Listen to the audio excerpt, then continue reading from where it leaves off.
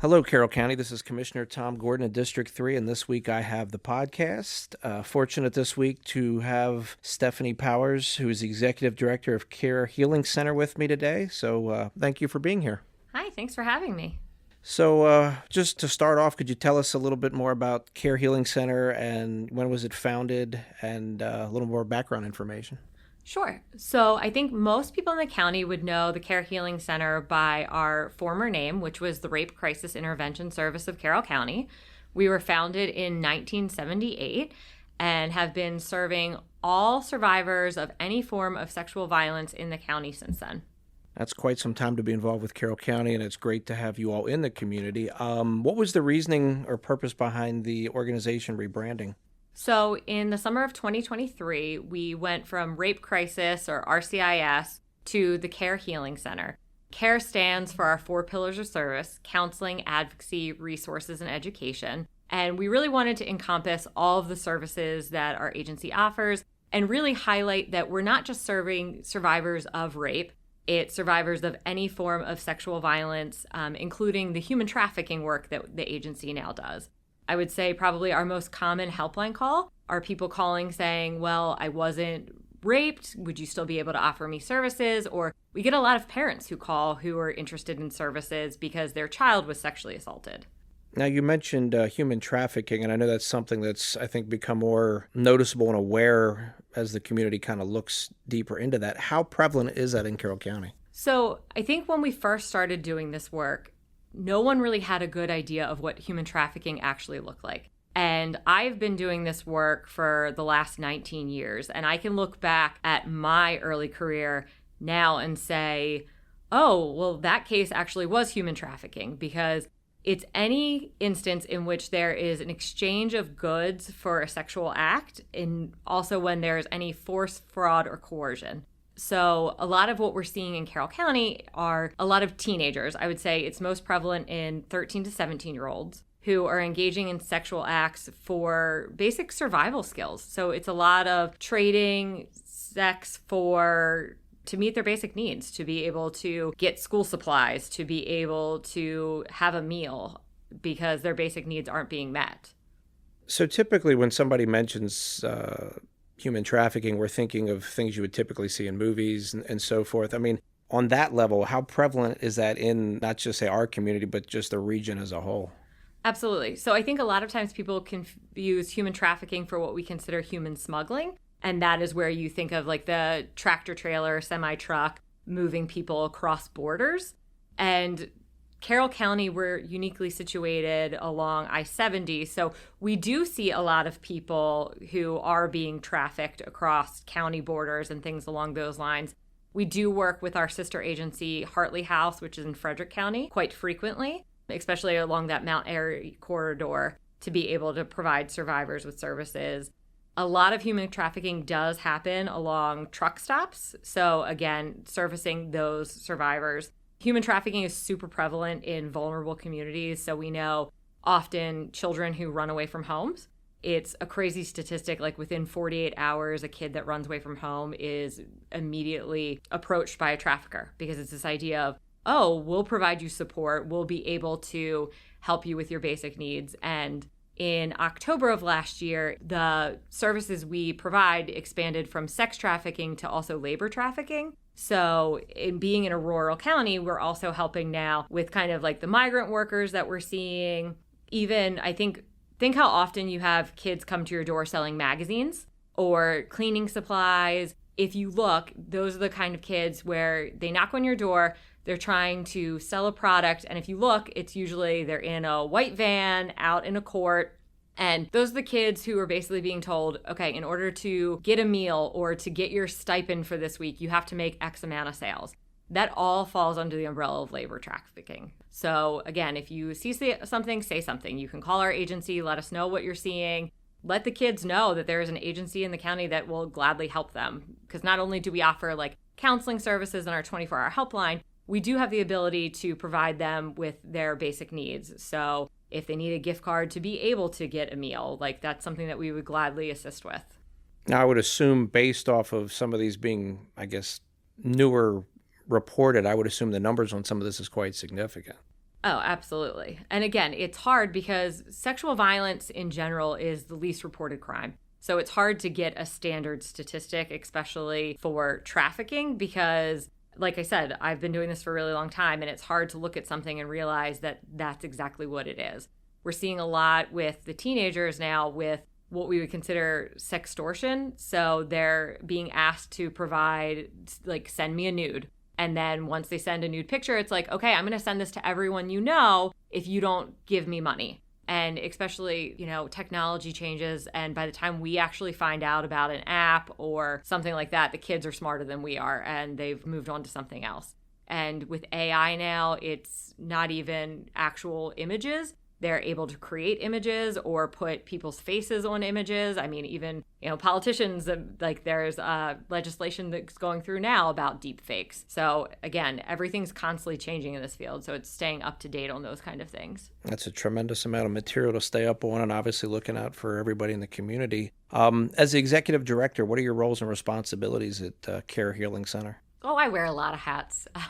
We're a very small agency. We do a lot of work. So I started at the agency in 2018 as a volunteer. And it was because my family moved to the community, and I had previously worked treating survivors of sexual assault and domestic violence in Harford County. I'm a therapist by trade, and when my family moved here, I missed doing the work, so I decided that I was going to volunteer.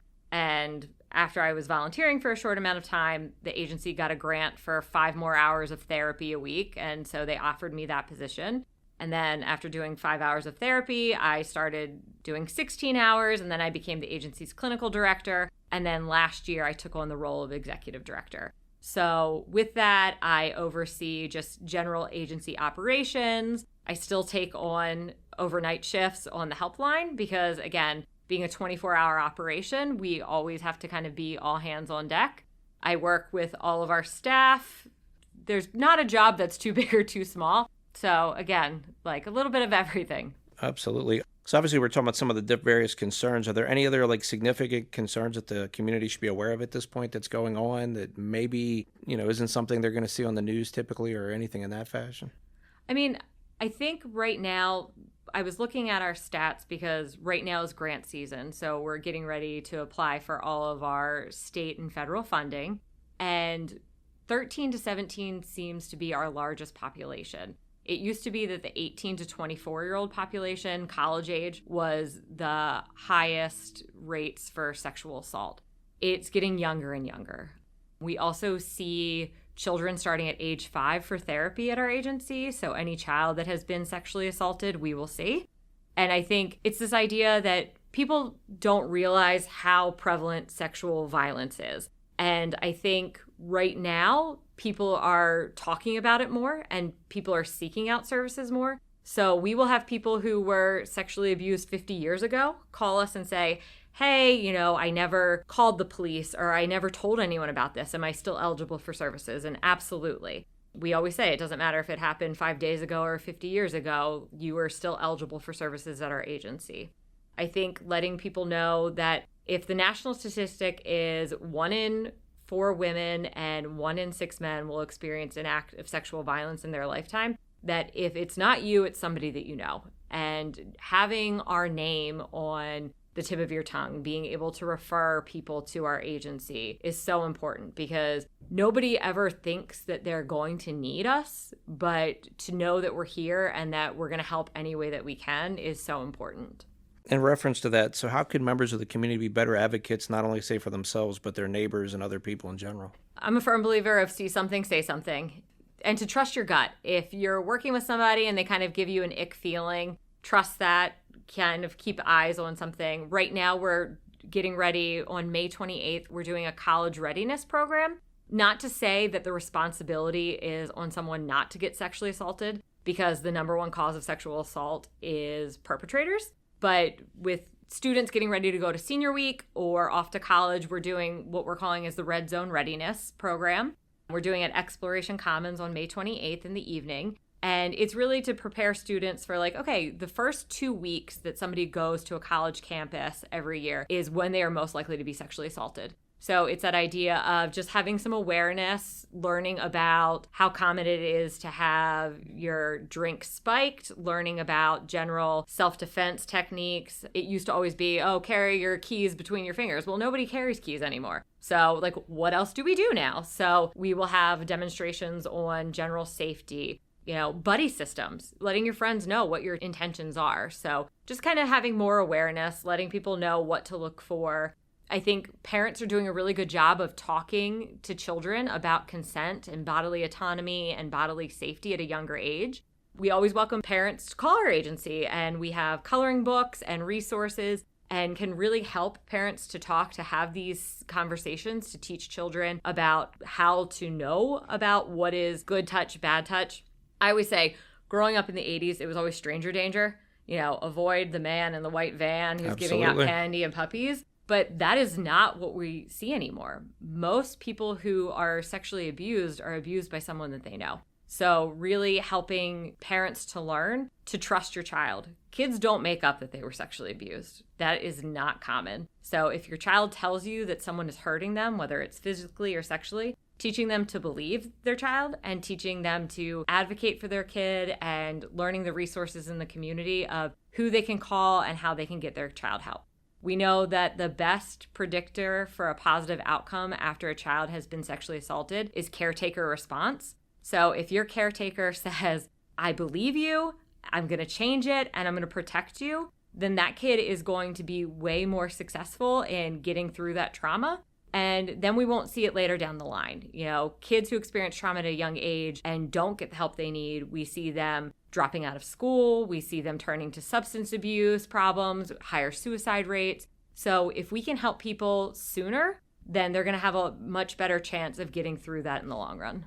So you've mentioned, obviously you have the event coming up, but do you have any other events or opportunities for people, if it would be fundraisers or events, so they could get involved to support your mission? Well, we're always looking for volunteers, whether it is a helpline volunteer or a hospital accompaniment volunteer. So like I said, we run a 24-hour helpline. So we're always looking for people who are willing to man the helpline. We also do hospital accompaniments for forensic exams. So when someone is sexually assaulted, if they choose to go to the hospital to collect forensic evidence, if somebody goes to the hospital, it doesn't mean that they have to call the police or have to report it. It just means that evidence can be collected and it will be stored. We're always looking for people to go to sit with that survivor and to say, this shouldn't happen to you, to walk them through what the process is going to look like, and to be that warm and fuzzy person, because the wonderful forensic nurses that we work with, they have to be very procedural and have to follow the protocols in order to collect the evidence. So we get to be there and be the emotional support and help them with grounding techniques and talk to their support systems if they're not ready to. So we're always looking for volunteers that way. If people would like to help out the agency, but they don't really want to do any direct client services, we're always looking for volunteers in the office or to help out with events.